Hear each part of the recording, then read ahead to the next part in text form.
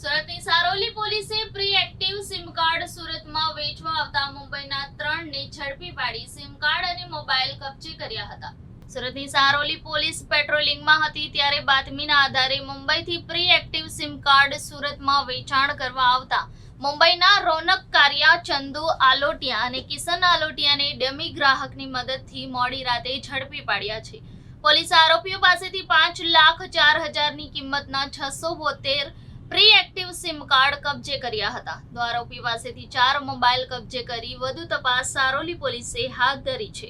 સુરત શહેરના સારોલી પોલીસ સ્ટેશનમાં ફરજ બજાવતા 2 પોલીસ કર્મચારીઓ યશપાલસિંહ અને પ્રતાપસિંહ આ બંનેની ઇન્ફોર્મેશન મળી હતી કે મુંબઈથી કેટલાક વ્યક્તિઓ પ્રી એક્ટિવેટેડ સિમ કાર્ડ વેચવા માટેનું આયોજન કરી રહ્યા છે. તે માટે તેઓ એક ડમી ગ્રાહક ઉભો કરી અને પછી આ મુજબનું એક આયોજન કર્યું હતું કે જેમાં આ પ્રી એક્ટિવ સિમ કાર્ડ વેચવા માટે લોકો મુંબઈથી આવનાર હતા.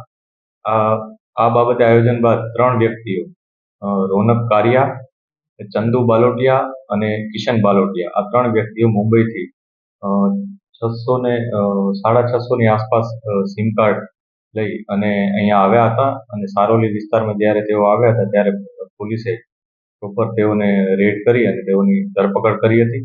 ત્યારબાદ નામદાર કોર્ટમાં રજૂ કરી અને ફર્ધર પોલીસ કસ્ટડી પણ મેળવી હતી.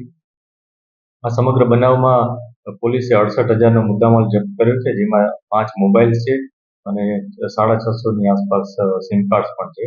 અને આ બનાવમાં અન્ય 2 વ્યક્તિઓ મુકેશ ધોલપુરિયા અને ભગવાન ગુસાઈવાર આ 2 વ્યક્તિઓ હજી પોલીસ ગિરફ્તની બહાર છે. પોલીસ એને ધરપકડના પ્રયાસ ચાલુ કરી દીધા છે અને બીજા જે એવિડન્સીસ મળે છે એ મુજબ અમે આગળની કાર્યવાહી કરી રહ્યા છીએ.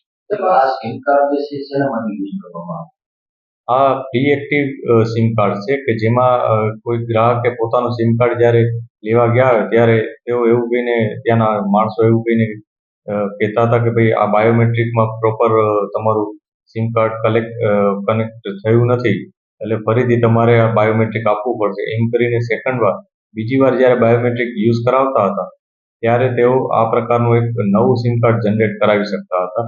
અને આ સિમ કાર્ડને પ્રી એક્ટિવ કરી અને તેઓ અન્ય કોઈ પણ વ્યક્તિઓ કે જે લોકોને કોઈ પણ કારણસર કે જેમાં પોતાની આઈડેન્ટિટી છુપાવવી હોય અથવા અન્ય કોઈ પણ કારણસર આવા પ્રકારના સિમ કાર્ડ જેને યુઝ કરવા હોય તેને તેઓ વેચતા હતા અને આની કિંમત પણ તેઓ નોર્મલ કરતાં વધારે જનરલી રાખતા હોય છે.